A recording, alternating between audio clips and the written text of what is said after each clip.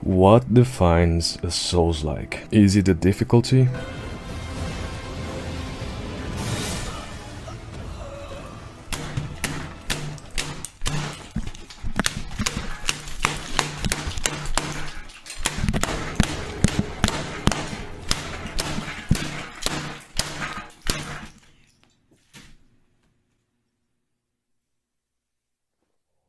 The dodging paired with the iframes?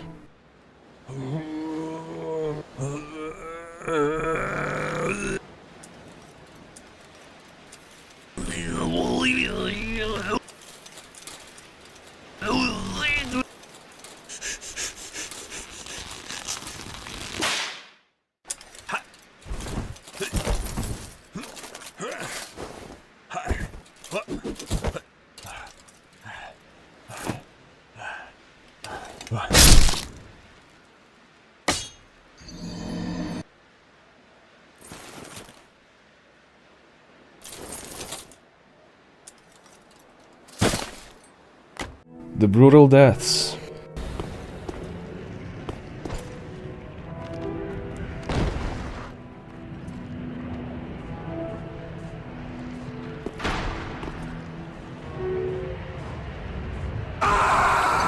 Well, here's my description of what makes a Souls-like, so you'll understand why I'm picking these games to review. The first thing that comes to mind is the in-depth boss designs with multiple ways of defeating the said boss. And of course the game can have one or two gimmick bosses, but even then the overall idea of the game remains.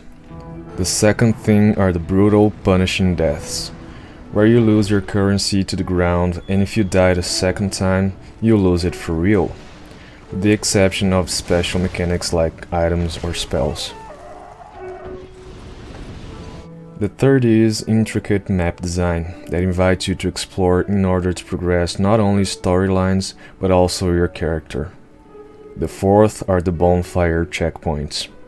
You can call them graces, lanterns, crystals, or whatever you want to.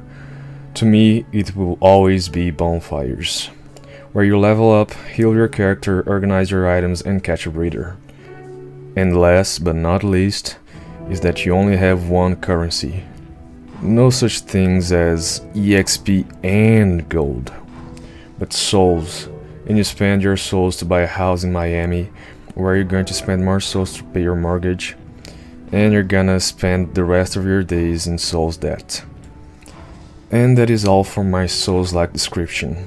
I could add that Souls-like have awesome music and a neat minimalistic way to tell their story, but I don't think that would be fair to delegate these characteristics only to one genre, when I believe they were well utilized way before Demon Souls was even a thing.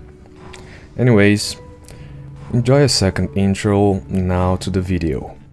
Hey guys, and welcome to the actual video. So, since I already started doing reviews for Pokemon likes and creature collector games, I thought, why not do the same for Souls likes?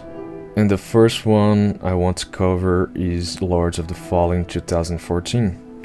I actually got this game before release, but I never actually finished playing it until recently, when I played it all the way through on stream. Now I feel ready to give it an honest review.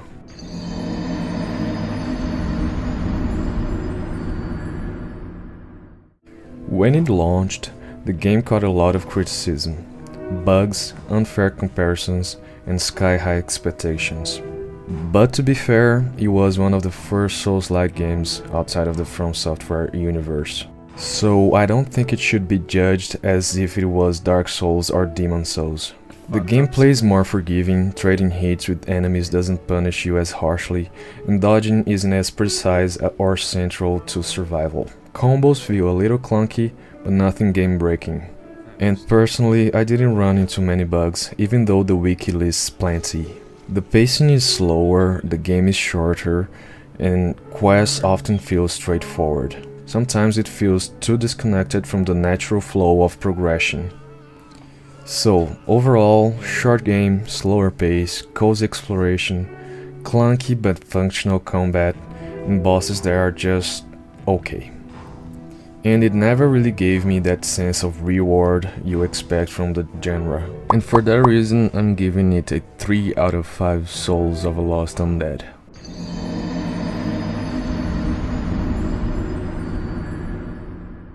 For its size, the number of unique bosses is actually impressive.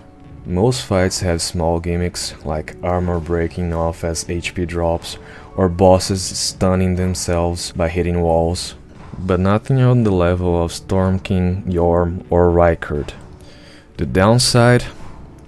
The designs weren't memorable. They often felt like nameless demons without real presence or lore. And the mobs? Yep, way worse. Enemy variety is minimal, with the same ones recycled constantly. A few new ones pop up late game, but by then it's too little too late. And in my honest opinion, with better placement and variety, they could have told us a stronger story through the encounters. And that is why I'm giving the bosses and the mobs a 2 out of 5.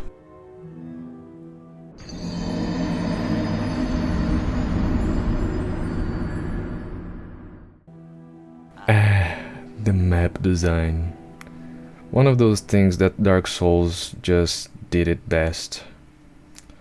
And for this game, mostly consists of 2 large interconnected maps. At first, it feels kind of overwhelming with how many paths you can take, but in the end everything loops back in somewhat of a smart way. It isn't as intricate or satisfying as Dark Souls, but it still is satisfying enough to explore. I'm gonna give it a 3.5 out of 5 Souls of a Lost Undead.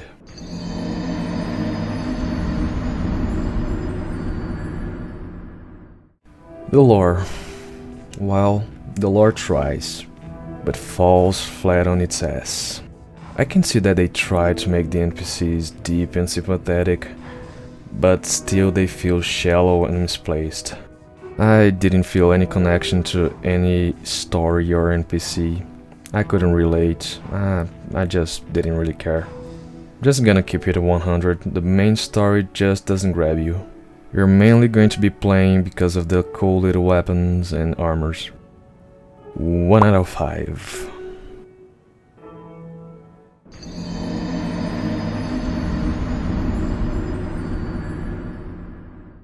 Weapon variety is pretty solid for the game size, and the mechanics, like blocking with a shield on your back while two-handing a weapon, are neat, but magic, completely forgettable. Even the gauntlet, which is supposed to be the big ranged option, never felt worth building around it. You can upgrade your weapons and the gauntlet and your armor with runes, but it has very little variety, so yep. I'm giving weapons and magic a 2.5 booms out of 5 big booms.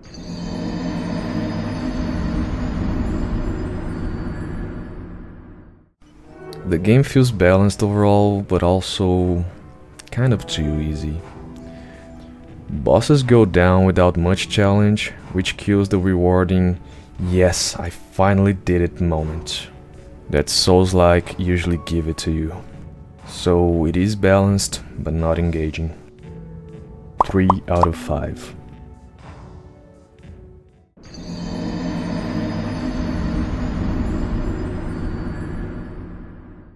The OST is fine. Nothing jarring, nothing memorable, no terrible tracks, but definitely no bangers. Just background music. 2 out of 5.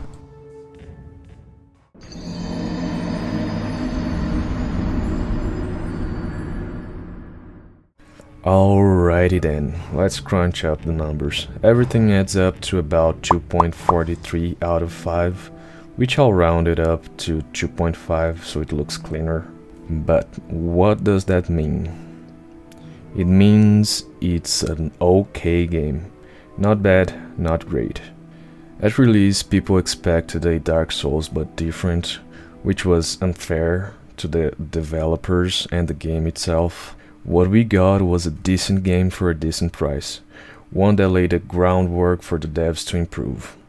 And they did improve. Their newer game is definitely worth checking out, and you can bet your sweet baby that I'll be reviewing it for this series later. For now, Lords of the Fallen 2014 lands in the C tier. And that's the review. If you enjoyed it, make sure to like and subscribe, and if you want to watch the full playthrough, the playlist will be linked at the end of the video. Thanks for watching, and I'll see you next time.